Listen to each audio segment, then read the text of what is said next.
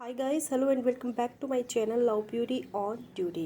Guys, आज के इस वीडियो में हम बात करने वाले हैं, अगर आप प्रेगनेंसी के लिए ट्राई कर रहे हैं तो आप ये ज़रूर जानना चाहेंगे कि जल्दी प्रेग्नेंट होने के लिए क्या करना चाहिए, गर्भ जल्दी कैसे ठहरता है। अगर आप मुझसे पूछे कि सही समय क्या है एक महिला के गर्भ धारण करने का, तो वो सही टाइम है। आपको पता होना चाहिए कि आपके अंदर अंडा बन के कब बाहर निकलता है। आप संबंध तो बना रहे हैं बट फिर भी आप प्रेग्नेंट नहीं हो पा रहे हैं क्योंकि आप सही टाइम पर संबंध नहीं बना रहे हैं।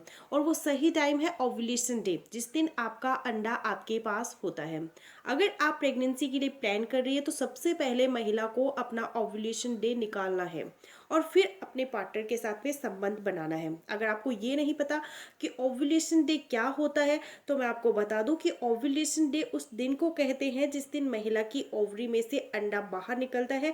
और महीने यानी पूरी पीरियड साइकिल में बस एक ही बार ओव्यूलेशन डे आता है, मतलब महीने में बस एक ही दिन महिला का अंडा महिला के पास होता है।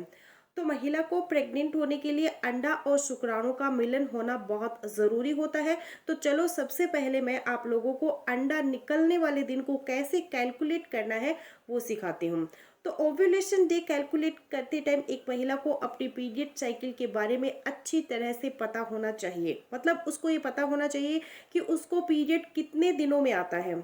बहुत सारी महिलाएं अपनी पीरियड साइकिल लेंथ गलत तरीके से कैलकुलेट करती हैं। तो पहले मैं आपको बताती हूँ कि आपको अपनी पीरियड साइकिल कैसे कैलकुलेट करनी है। जैसे मान लीजिए आपको पहला पीरियड 28 अक्टूबर को आया है और दूसरा पीरियड यानी अगला पीरियड आपको 27 नवंबर को आया है। तो इस केस में आपकी पीरियड साइकिल हुई 31 दिन की। 28 अक्टूबर की जो डेट है जिस दिन आपका पीरियड आया है उस दिन को डे 1 काउंट करना है। और दूसरा पीरियड 27 नवंबर को शुरू हुआ है तो 27 नवंबर की डेट को काउंट करने के बाद आपकी पीरियड साइकिल लेंथ हुई 31 दिन की। एक और एग्जांपल से आपको बताती हूँ, जैसे मान लीजिए आपकी पीरियड डेट है वो 17 अक्टूबर को है, आपको जो फर्स्ट पीरियड आया है वो 17 अक्टूबर को आया है और दूसरा पीरियड है वो 14 नवंबर को आया है।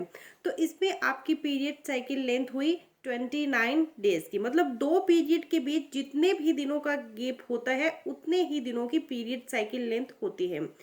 तो जिस तारीख को आपका पीरियड शुरू होता है उस दिन से आपको अपनी साइकिल कैलकुलेट करनी है। यही पीरियड साइकिल कैलकुलेट करने का सही तरीका है। पीरियड साइकिल कैलकुलेट करने के बाद अब हम ओव्यूलेशन डे के बारे में सीखते हैं। तो अगर आपकी पीरियड साइकिल लेंथ 31 दिन की है तो आपका ओव्यूलेशन डे 31 में से 14 माइनस करने पर आएगा 17वें दिन को, यानी पीरियड शुरू होने के बाद 17वें दिन पर आपका ओव्यूलेशन होगा।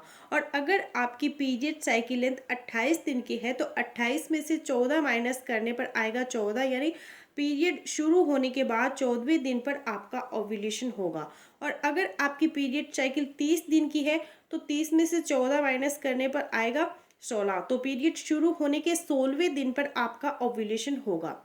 तो इस तरह से पहले आपको अपनी पीरियड साइकिल लेंथ निकालनी है और उसके बाद जितने भी दिन की आपकी पीरियड साइकिल है उसमें से आपको 14 माइनस करके अपने ओव्यूलेशन डे के बारे में पता कर लेना है।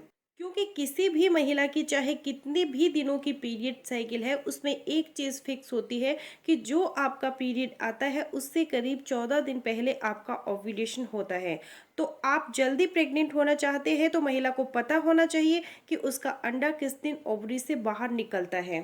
जब फीमेल बॉडी में एग मेच्योर हो जाता है और मेच्योर होकर जब वो निकलता है तो फैलोपियन ट्यूब उसको अपने अंदर खींच लेती है। ये एग आपकी फैलोपियन ट्यूब में सिर्फ 24 घंटे तक जिंदा रहता है, मगर यहीं पर स्पर्म फैलोपियन ट्यूब में 5 से 7 दिन तक जिंदा रहता है। तो इसलिए महिला और पुरुष दोनों को ओव्यूलेशन डे से 3 से 4 दिन पहले से लेकर ओव्यूलेशन डे के 1 दिन बाद तक हर रोज इंटरकोर्स करना चाहिए। तो गैस, बस यही था मेरा आज का वीडियो। मैं आशा करूँगी मेरा आज का वीडियो आप लोगों के लिए यूज़फुल रहे। सो मिलते हो नेक्स्ट वीडियो में, तब तक के लिए बाय।